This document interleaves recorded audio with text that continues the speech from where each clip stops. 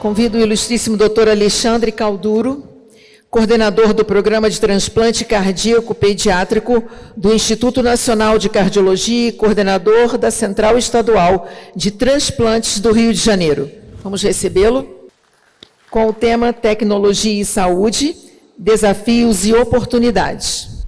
Bem, antes de tudo, eu gostaria de agradecer muito a oportunidade de estar aqui, a organização do Cidades Inteligentes, muito obrigado, a pessoa do Maurício, que fez o convite, Andrew, obrigado mesmo pela oportunidade. E uma maravilha que a Vassouras, a Universidade de Vassouras, com um espaço incrível que possa juntar aí expertises, pessoas, vontades, que todos aqui estão com um intuito que é fazer as coisas melhores nesse mundo. Bem, eu vou falar um pouquinho sobre... Mas eu mudei um pouquinho, eu falei assim, como que essas tecnologias estão impactando no cuidado à saúde das pessoas? Será que a gente está melhorando, a gente está cuidando melhor das pessoas, ou elas estão atrapalhando? Então, atrapalhando eu não diria, tem uma palavra um pouco forte. Mas se a gente for, bem, só para me apresentar, então eu sou Alexandre, cardiologista pediátrico, sou especialista em transplante e estou atualmente ocupando a Central Estadual de Transplantes. Bem, isso aqui foi uma pesquisa feita nos Estados Unidos, publicada no JAMA, era o seguinte, percepção do seu médico em 2 palavras. Então, a pessoa saía da consulta, recebia e era entrevistado. E aí, o que você achou do seu médico? E aí, aqui você olha nessa nuvem de palavras, as palavras negativas foram muito mais frequentes que as palavras positivas. E, infelizmente, a gente vê palavras como despreocupado, apressado, muito ocupado. Então, atualmente, a gente, infelizmente, está passando por um estágio do cuidar, onde os pacientes, que são as pessoas mais importantes nesse processo, não estão felizes. Nós não estamos conseguindo, mesmo com todo o avanço tecnológico, prestar um atendimento onde as pessoas fiquem felizes. Prestam um atendimento que olhe para as necessidades humanas. E aí a gente tem que olhar um pouquinho para o passado e entender o que aconteceu. Por que a medicina chegou nesse estágio onde os médicos não são mais tão bem avaliados? Pelo contrário, os médicos hoje em dia estão extremamente pressionados, os profissionais de saúde estão extremamente pressionados.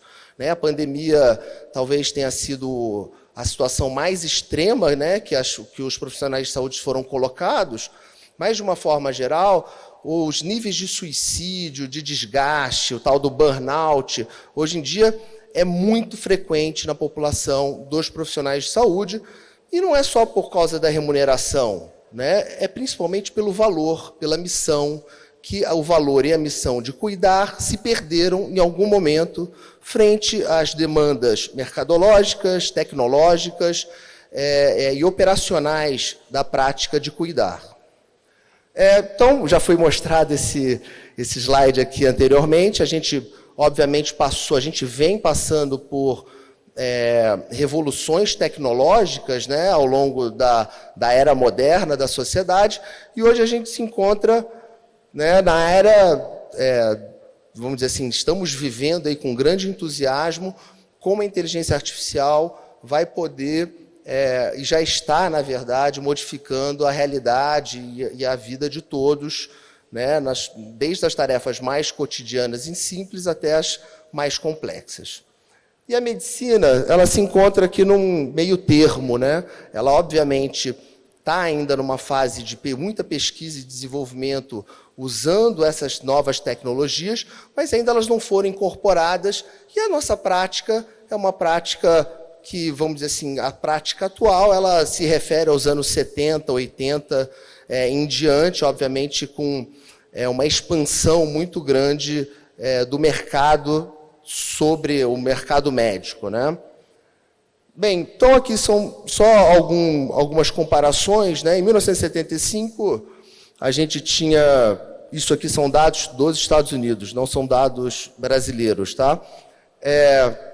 basicamente 4 milhões de profissionais de saúde, hoje os Estados Unidos com 16 milhões, é a área que mais emprega nos Estados Unidos, é a área da saúde.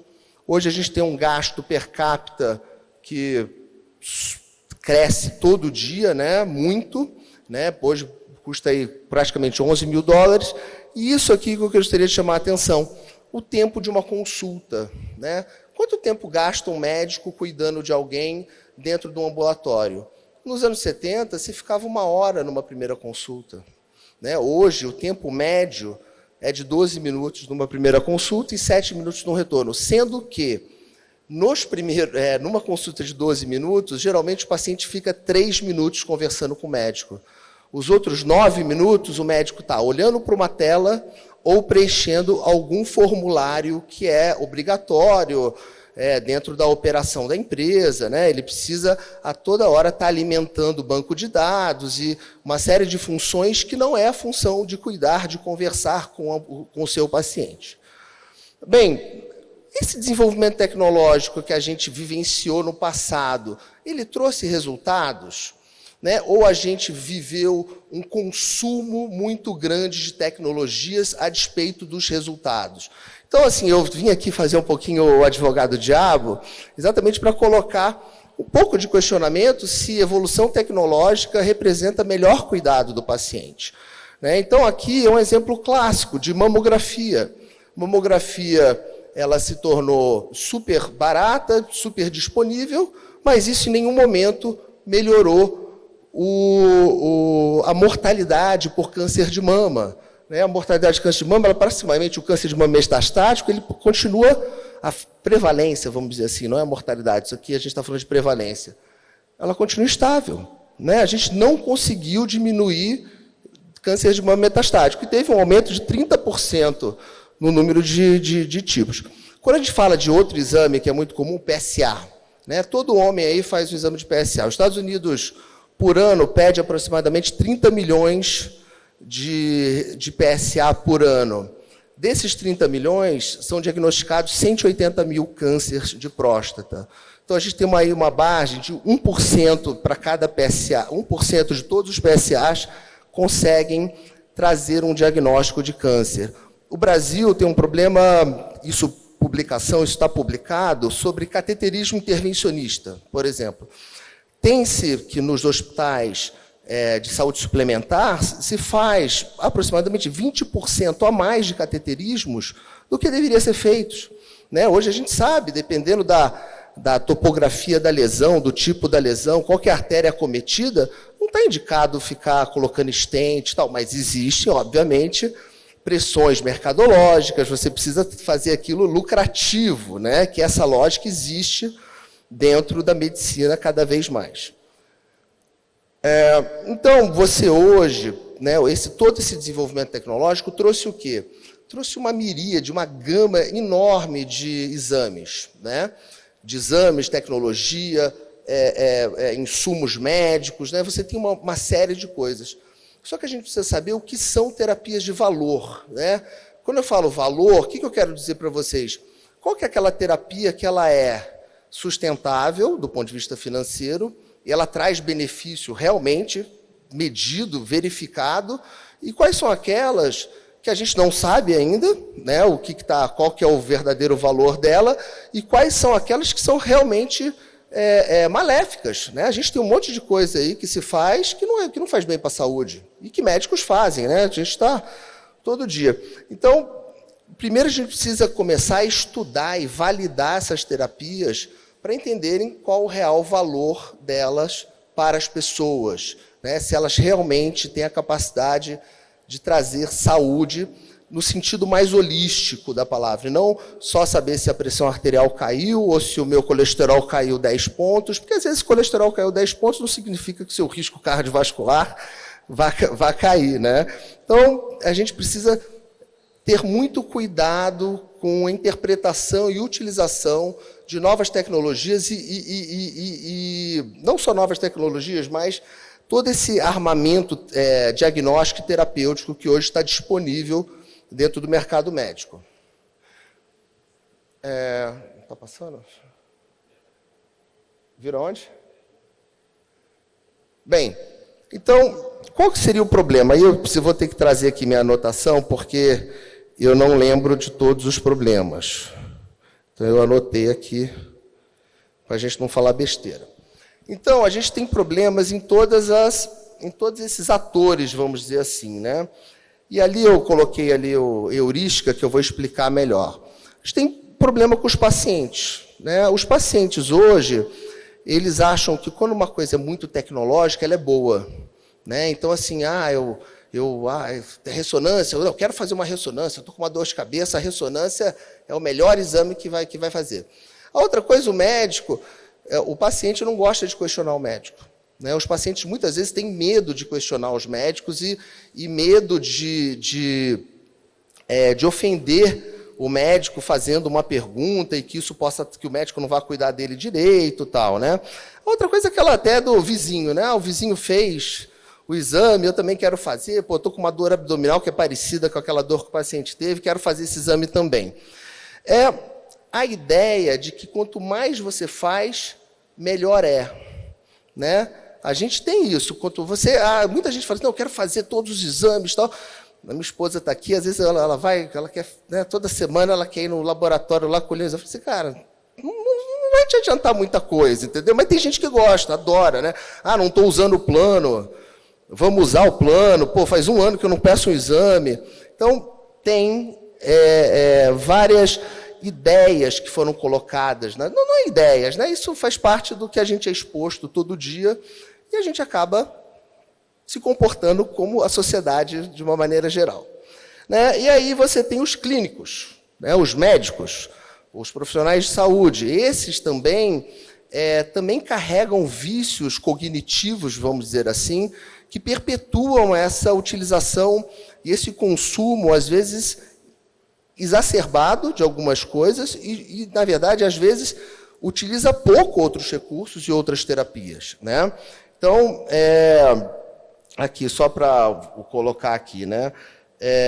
Às vezes o médico ele está muito sedimentado na prática, e às vezes ele não está atualizado de evidências científicas, né? Ou seja, essa coisa da evidência científica, do que está realmente provado, e aquela coisa que eu faço isso todo dia, do mesmo jeito, sempre funciona, e é assim que eu vou fazer, né? A outra coisa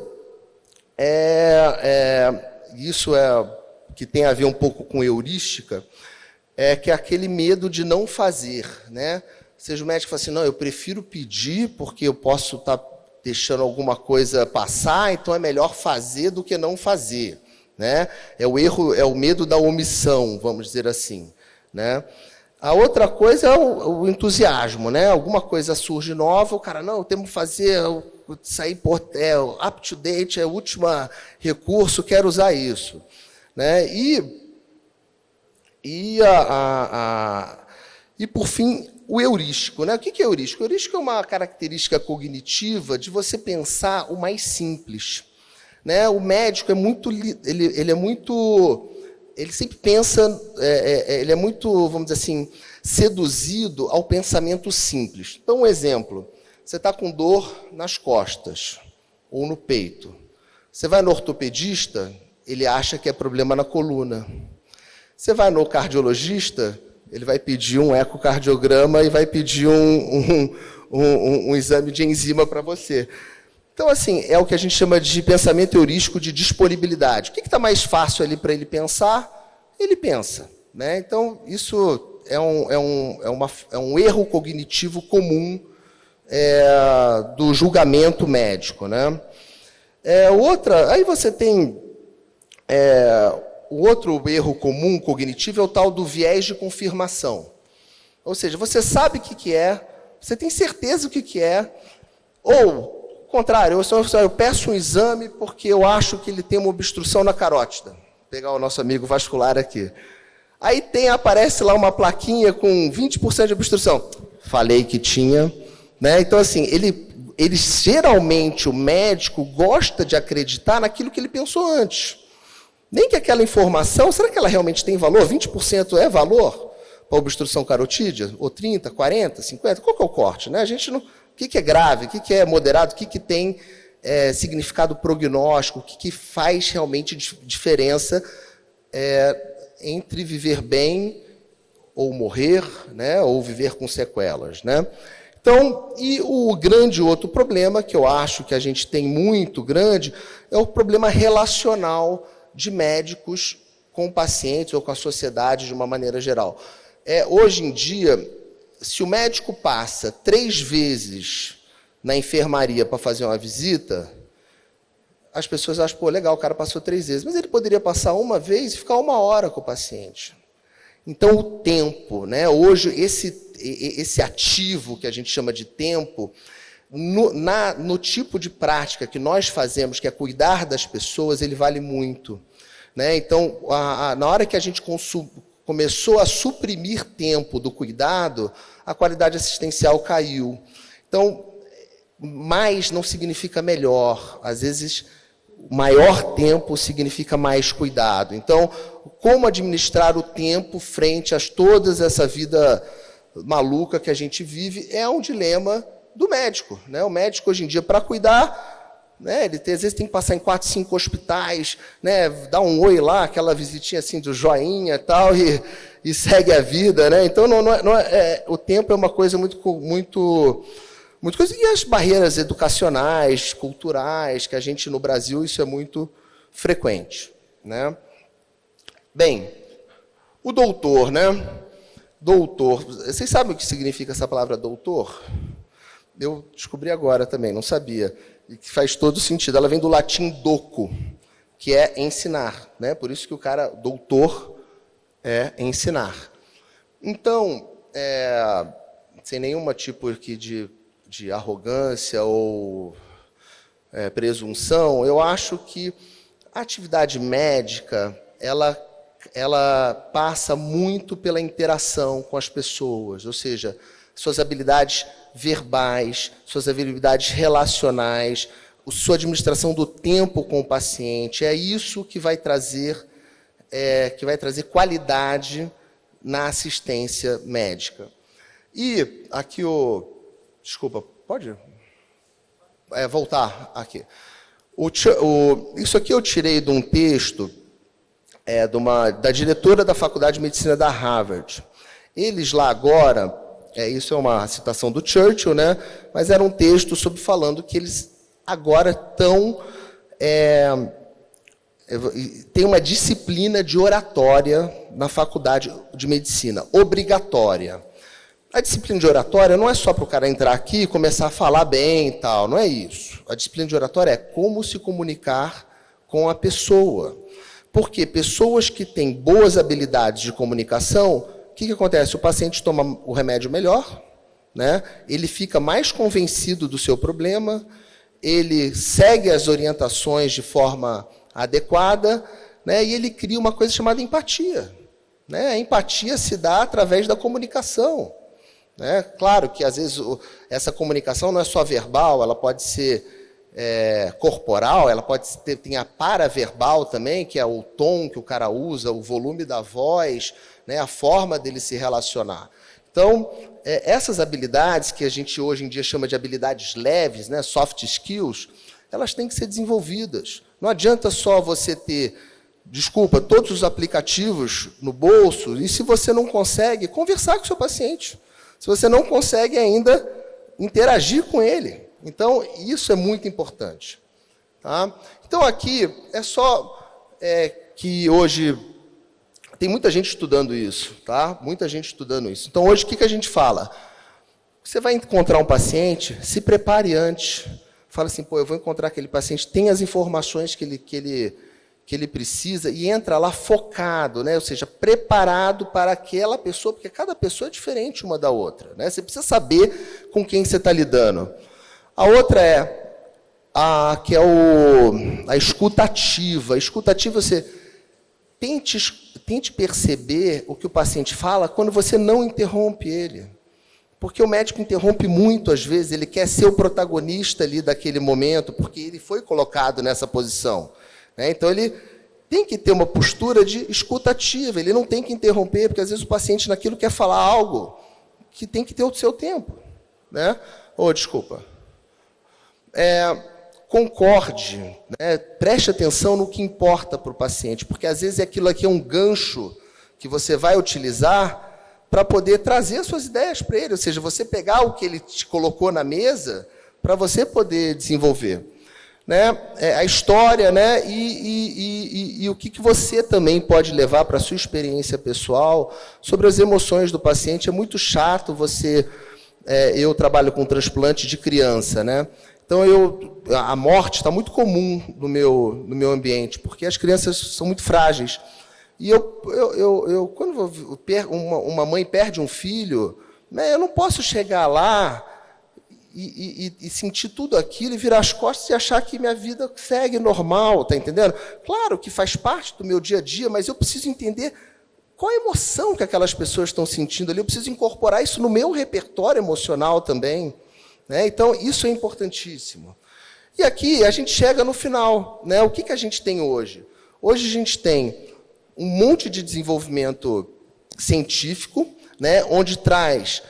Hoje você tem a capacidade de sequenciar geneticamente, procurar doenças, ainda quando você está dentro do seu útero, né? Você, antes de nascer, ou até antes, né? Você sequenciando os pais, você já sabe predizer um risco de desenvolvimento de doenças. Então, a medicina se tornou extremamente personalizada, né? Com o advento das tecnologias de sequenciamento genético. E aí você tem a emergência da inteligência artificial, que vai ajudar o médico a parar de pensar coisas simples, de se ter o pensamento heurístico. A inteligência artificial vai ajudar o médico a pensar coisas complexas e decidir sobre coisas complexas, porque cuidar das pessoas é extremamente complexo. Quando você está frente a uma gama de sintomas, de queixas, de coisas, você pode, uma dor de barriga pode ser desde gases até um câncer de colo, né? Então você precisa, a inteligência artificial ela vai vir muito bem para quê? Para diminuir os erros diagnósticos, né? Ele vai ajudar muito. E a terceira parte é o que a gente chama de empatia, ou seja, o médico unindo as ferramentas tecnológicas, mas desenvolvendo as suas habilidades leves, suas habilidades de comunicação, a gente muito provavelmente vai ter a capacidade de entregar um cuidado muito melhor. Obrigado, gente. Valeu.